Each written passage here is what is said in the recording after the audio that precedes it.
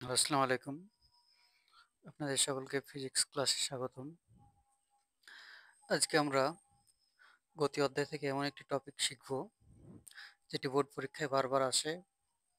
সেটা হচ্ছে গড় বেগ বনাম গড় গতিবেগ। অনেকেই এই দুইটি একই মনে করে, কিন্তু আসলে তারা আলাদা। আসলে গড় বেগ কি?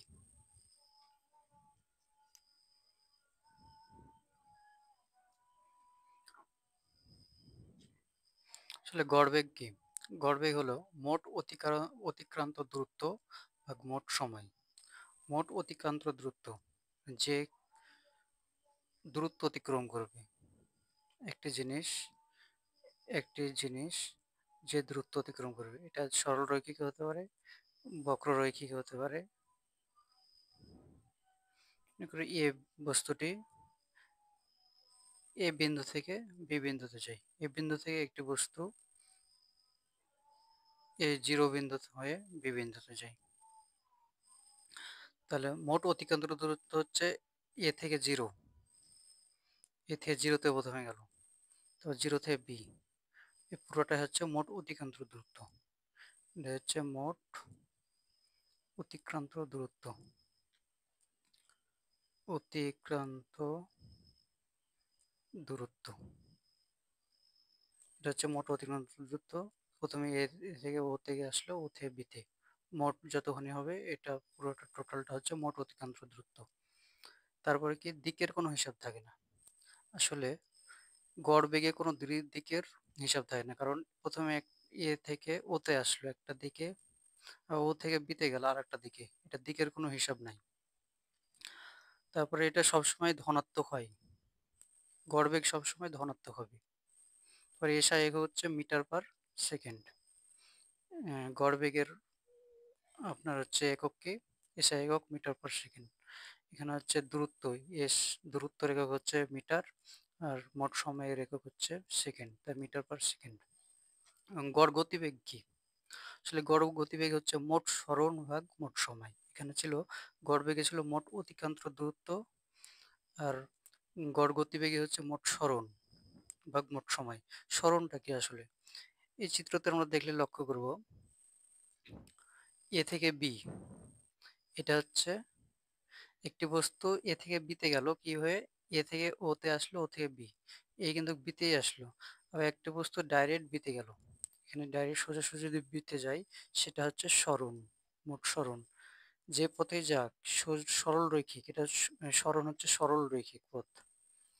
সরণ হচ্ছে কি? সরল রৈখিক পথ। এটি হচ্ছে দিক বিবেচনা করা হয়, সরণের সবসময় দিক থাকে, দিক বিবেচনা করা হয় সরণের। এবং এটি ধনাত্মক বা ঋণাত্মক দুটাই হতে পারে। এসআই একক হচ্ছে আপনার গড় বেগের একই, গড় বেগের মতনই এটার এসআই এককও মিটার পার সেকেন্ড। একটি উদাহরণ দেখলে আমরা আরো স্পষ্ট ধারণা অর্জন করতে পারবো গড় বেগ বনাম গড় গতিবেগ সম্পর্কে। উদাহরণটি হচ্ছে, ধরা যাক একজন ছাত্র স্কুল যেতে প্রথমে 3 কিলোমিটার পূর্ব দিকে গেল। প্রথমে 3 কিলোমিটার কোন দিকে গেল? পূর্ব দিকে। তারপরে 4 কিলোমিটার উত্তর দিকে গেল। মোট সময় লাগলো কয় ঘন্টা? 1 ঘন্টা। গড় বেগ এবং গড় গতিবেগ বের করো। গড় বেগ আমরা জানি কি? গড় বেগ হচ্ছে মোট অতিক্রান্ত দূরত্ব ভাগ মোট সময়। তাহলে লিখতে পারি সমাধানে, গড় বেগ কি? গড় বেগ মোট অতিক্রান্ত দূরত্ব, মোট অতিক্রান্ত দূরত্ব ভাগ মোট সময়। মোট সময়, মোট অতিক্রান্ত দূরত্ব সে কত দূর হাঁটছে। প্রথমে 3 কিলোমিটার, তারপরে 4 কিলোমিটার, তাহলে 3 + 4, আর সময় লাগছে 1 ঘন্টা। সমান 4 × 3 = 7, 7, এটা মিটার পার সেকেন্ড। এটা হচ্ছে কি? গড় বেগ। যখনই গড় গতিবেগ বের করব, গড় গতিবেগ, গড় গতিবেগ তখন কি মোট সরণ, মোট সরণ ভাগ মোট সময়। মোট সময়। সরণ জিনিসটা কি? সরণ হচ্ছে সরলরৈখিক পথ হতে হবে।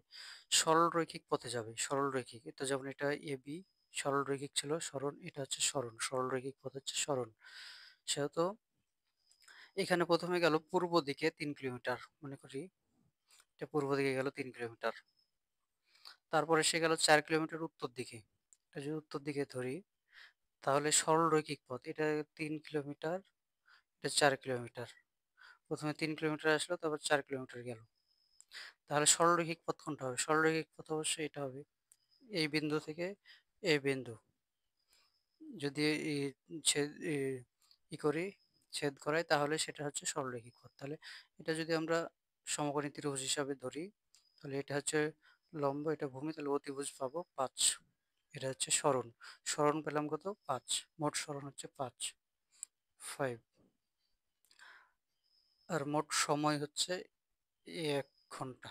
এখানে হচ্ছে সরি আওয়ার হবে, কারণ এখানে 1 আওয়ার, ১ ঘন্টা দেওয়া আছে। এতে ১ ঘন্টা দেওয়া আছে। মোট সময় লাগে ১ ঘন্টা, তাহলে এখানে আওয়ার।